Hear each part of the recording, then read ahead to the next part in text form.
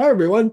Welcome to our Facebook live broadcast. I'm Steve Altition, Director of Client Partnerships here at Pacific Cascade Legal, and I'm here today with our founding attorney, Louis Landerholm, to talk about temporary orders for financial support and assistance in an Oregon divorce. Louis, how are you doing today? Yeah, I'm doing well. How are you, Steve? I'm doing good.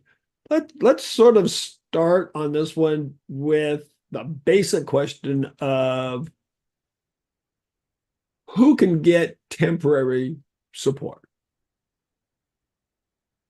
Sure. So basically, in any divorce case or any custody case, after the initial petition has been filed, or once a case has been started, it can happen at the same time, then either party can file for what's called either a pendente lite hearing or a temporary hearing.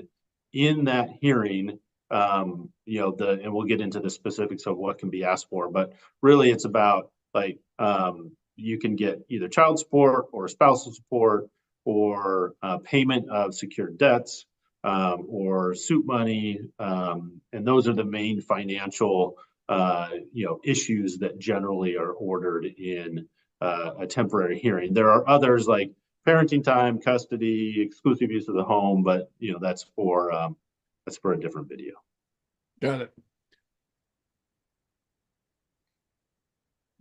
Is this one that needs to be filed right away, or can a temporary support order be filed just pretty much any time during the divorce case? So it can be filed anytime. Practically speaking, it's one of the things we talk about with clients very early on in a case, because obviously, if a case is going to take 10 months, if we file at 7 months and it takes us 3 or 4 months to get into court for a temporary hearing, it's not really worth doing, right? And so normally, we diagnose it early on in the case and know that we want to ask for a temporary hearing.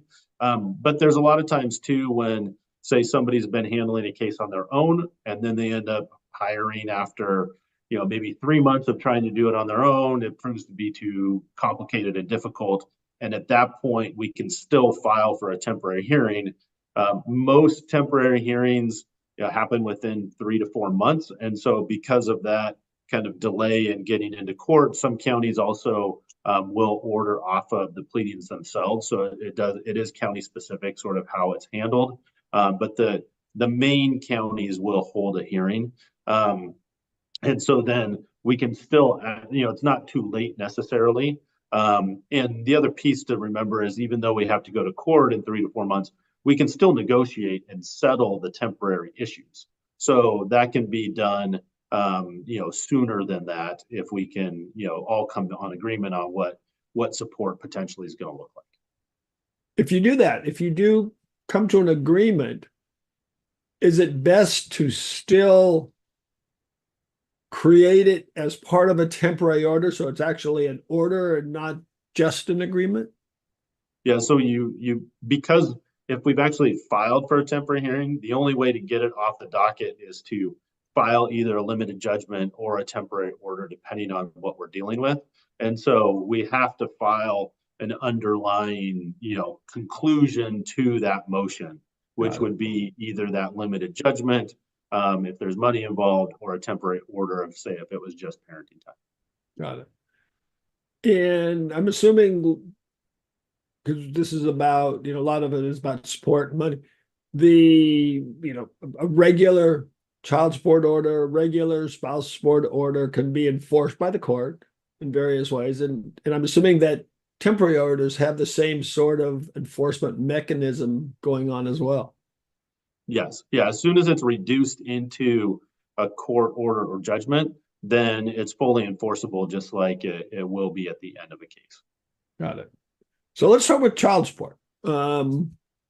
The divorce happens. Maybe, the kid still needs financial support.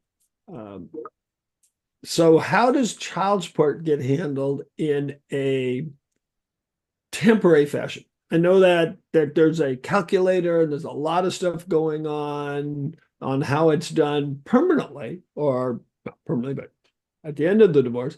Is it the same? Is it cover the same sorts of things? Does it work? I mean, does it get calculated the same, or are there some differences if it's a temporary order?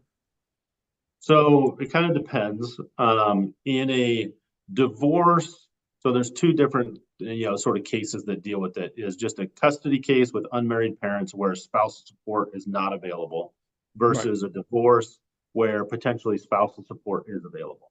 In a case, a child custody case, or even a divorce case, we can run a calculator just like normal and just order it off the calculator.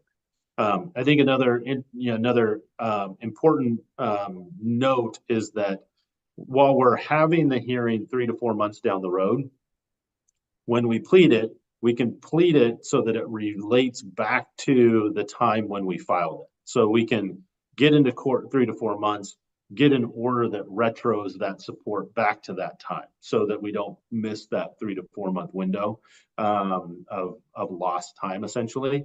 But yeah, the relevant facts and evidence would be incomes of the parties, what's we do need to know what the parenting plan, so they go hand in hand with how much time is going to be ordered for each parent. That flows into the calculator, and then we would normally just run a calculation. There is some flexibility, like on the income side.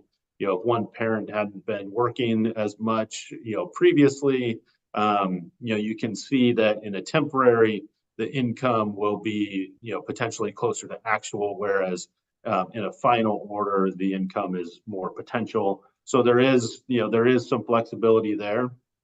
In a divorce where spousal support is going to be ordered, a lot of the times what we see are judges will order family support, and they'll do it in kind of lump child and spousal together, or maybe it's negotiated that way. And then in the final hearing, then they'll apportion how much was child support, how much was spousal support. So it really kind of depends on the case and how the judge wants to approach it. The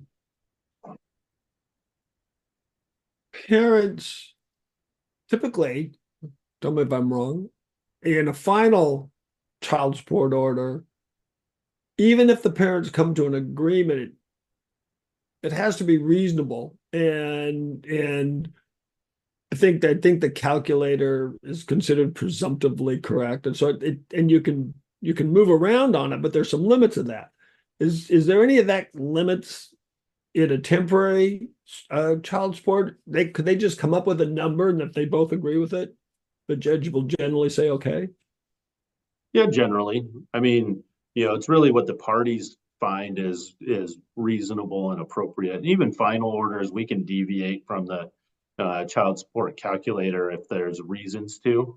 But especially in the temporary support world, there's more flexibility with kind of how everything is ordered during the interim, because we know we're going to get back into court potentially. So there's less of a concern that this is like the final. Yeah. So what is the process? Or is there a process where parentage is an issue? And one just the father, or maybe not father, objects, saying I'm not the parent, um, and so I shouldn't have to pay any child support, which may be true, but maybe they've already ordered you to go through the process. Um, can someone get or file for temporary child support even though the parent isn't yet actually uh, or ruled as the parent by the court? So um, you can file against anybody. Doesn't necessarily mean that that's what's going to happen. So generally, the parent challenging, and that would be what's called in the civil arena affiliation case, where paternity would be established, or through the child support department, they would do a paternity test to determine the presumptive or the father at that point. So you have to establish that first. the law does not care about biology. The law cares about legal parentage. So just because parties, think or know that biology means that this person's father, you have to go through the next step. You can do that through acknowledgement or through tests or what have you. So there's other ways to do it. But it does have legal parentage has to be established for child support to be ordered against that parent. Got it. Even if biology is wrong, that still happens. Yeah. So even if it's somebody else who they thought was father and turns out not to be father, that child support order is still running against that legal parent until that's changed, which that's a whole nother, that's a long conversation that we won't get to today. Right. The, in child support cases, there is, the payment for, it's like the parenting time calculator, how much money you're making. But there's also some things that end up getting ordered in child support, like, paying the kids' health insurance, or some medical costs. Can that be folded in also into a temporary order? Sure, yeah. Who's going to cover the kids on medical can as well.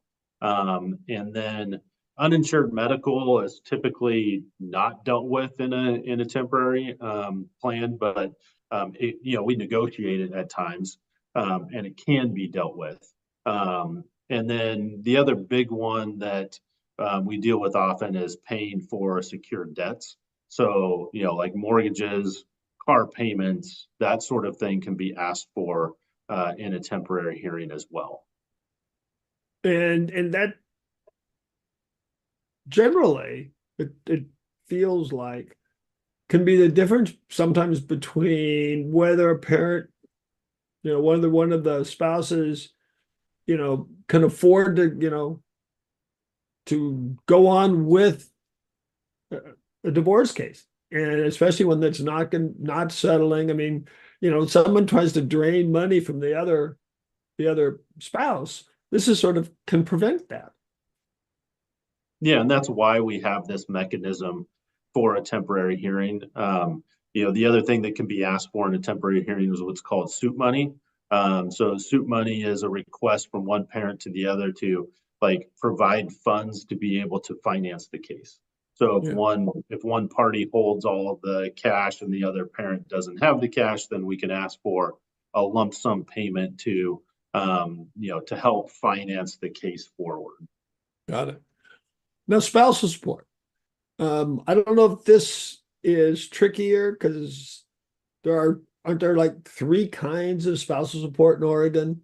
And can you get temporary orders for all 3 of those types, or just one of those types, or how does that kind of work with the 3 types of spousal support in general you can get? Yeah, so there's transitional maintenance and compensatory support. Normally, and this is really judge dependent, but and the facts of the case, but normally you just see a temporary support number. They're going to reserve what type of support it is for the end. And again, the types of support and how that comes into play is for a different conversation, because that's a long conversation as well as to why certain types of support are ordered.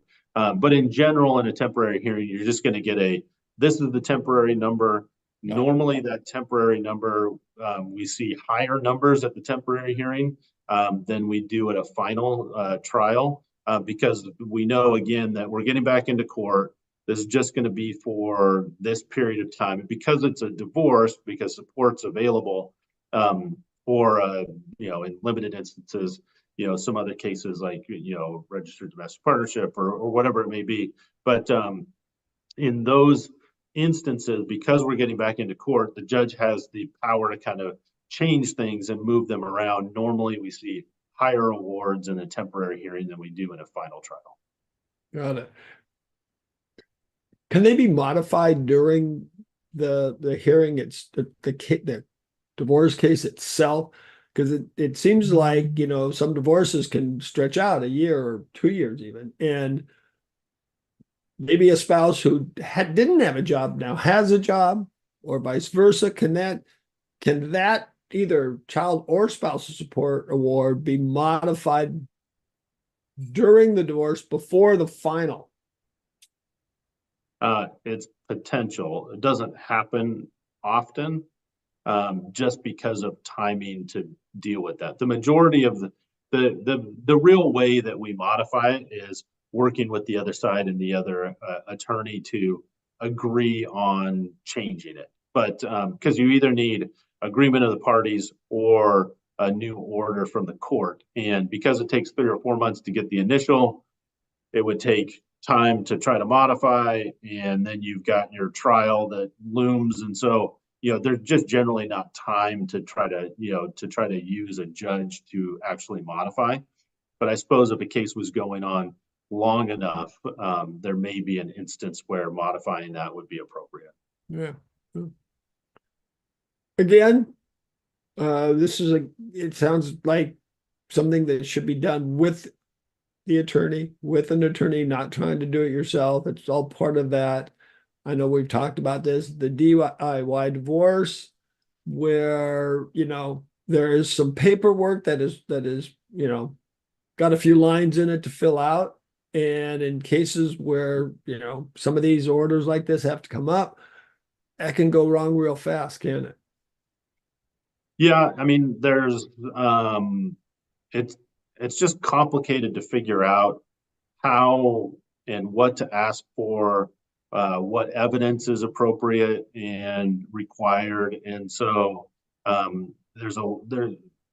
of this stuff is, can seem kind of easy and seems like it's logical, but when you're dealing with a court process, it's not always logical. And there's specific things that judges are looking for, specific evidence that has to be provided. And so, it's not a quick and easy, simple process. You have to, do it the right way in order to be able to, get what you're asking for. Yep. Yeah, makes complete sense. Louis, once again, a great Facebook Live. Thank you for being here today, talking to us about temporary orders for financial support and assistance in an Oregon divorce case. Again, thanks for coming. Yeah, you're welcome, Steve. You got it. And everyone else, thank you for joining us today. Anyone has any further questions, of course, feel free to contact us. We'll get you connected with an attorney who can help you. And until next time, stay safe, stay happy.